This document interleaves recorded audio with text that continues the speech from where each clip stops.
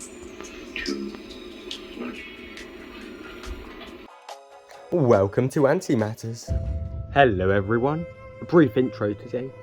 This is an American-style documentary focused on Lasius Niger, more specifically, the aggression. So I bring you European Black Crazy Ants, War Machine. Wandering the fields, forests and cities of Europe is a silent killer. Around every corner, staring out from the cracks in the wall, always ready to strike the unsuspecting victim. No animal is too big, and what can't be achieved alone can in sheer numbers. In their size range, they are the apex predator, the European black crazy ant. Hailing from the genus Lasius, they are one of the most common ants. Active by day, they dominate their range. Even a single ant is a formidable foe. Today we'll explore how they are such successful warriors and empire builders. This worker has just hatched from her cocoon, or what it's known by in ants as enclosing. She's just a few hours old and more vulnerable now than at any other time in her life. Newborn workers begin pure white before slowly darkening to their final black. The pale colour is caused because their exoskeleton hasn't fully hardened yet. The exoskeleton acts as the ant's bones and epidermis. Made of chitin, when dry it is extremely robust.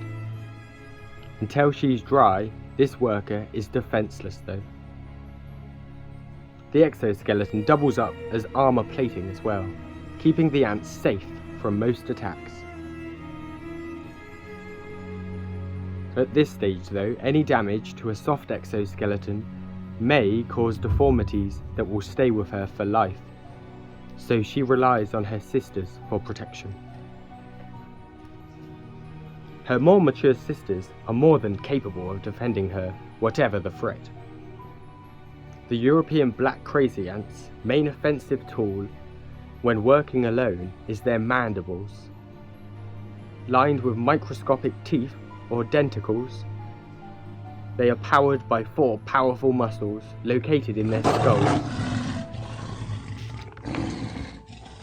They can bite through most natural materials, including human skin. Certainly not something you'd like to be at the wrong end of. These mandibles not only function as weapons, but also tools. They dig, sculpt and manipulate, all with these versatile, although constrained to move transversely, limbs. Many millions of years ago, the mandibles were an actual set of limbs that gradually moved forward and became part of the mouth. It was such a successful idea, pretty much all insects now have a set of mandibles, and they come in a rich variety of shapes and sizes. So, our ant warrior has a sword and a shield. Her armour is light, her muscles strong.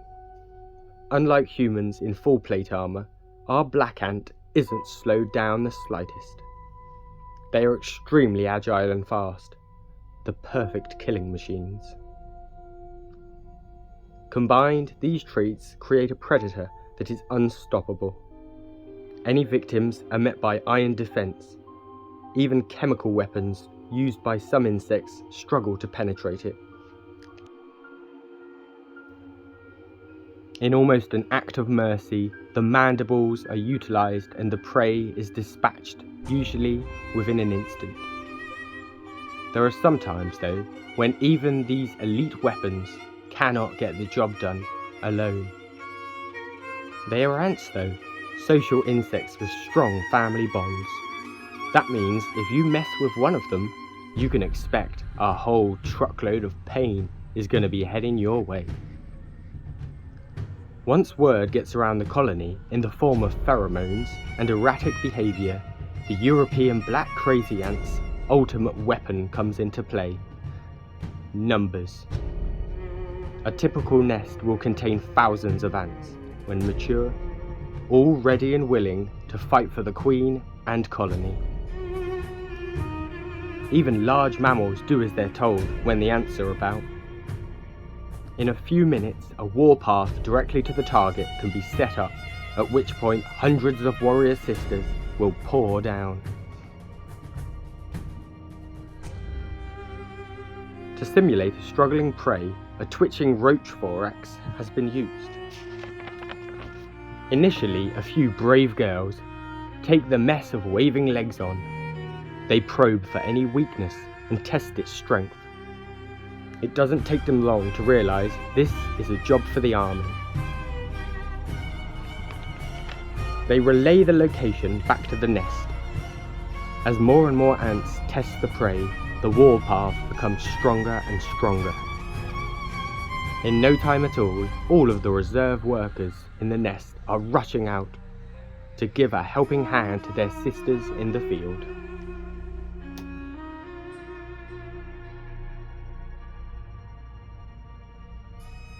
They try to hold it down and attack any weak spots they can find, like leg joints. Before long, it's a full-blown assault. Unwilling to be defeated by the roach's armour, they attack over and over again. Only a few % of attacks are actually effective, but that is sufficient, as they attack so much and en masse. The small number of successful attacks grows rapidly as they play the numbers game. To really see the action, you need to slow it down by at least 10 times. At this speed, the frenzy is more understandable. While many hang around the edges, performing super fast lunging bites, a few brave nutters dance around the torso and legs. They make it look so easy as they navigate the twitching limbs. They have amazing reaction time. They'll maintain this assault as long as it takes. Along the way, casualties may be incurred though. To deal with the aggression leading to casualties, they need a constant supply of new blood. No one's sure if they're so aggressive, leading to the need for big brood piles, or if the big brood piles lead to the need for aggression as they demand food. It's a bit like the chicken or the egg. This colony has a brood pile over triple the mass of the current workers though. In ideal circumstances, they should have 4 times the numbers in 2 months. That means 4 times the mouths to feed, and a lot more brood to maintain then. So, their empire must be ever growing.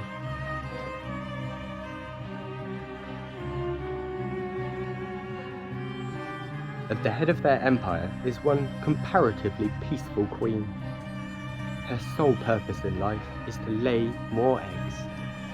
She doesn't dictate the colony's actions, as you may imagine.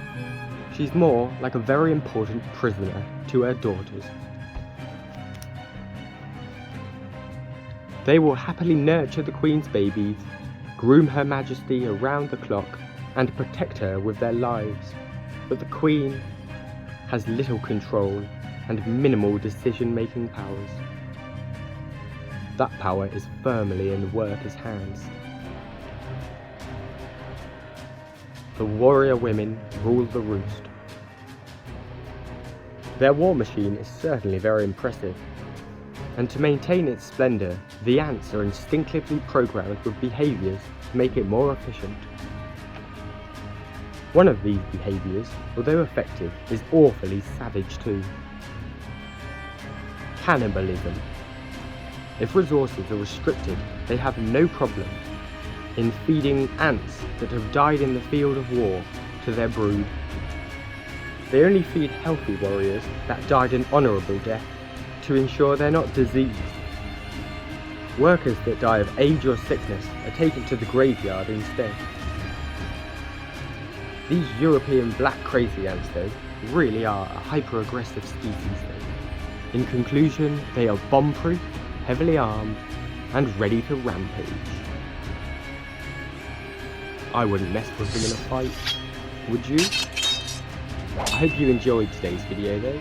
Thank you for watching, I'll see you next time, and bye!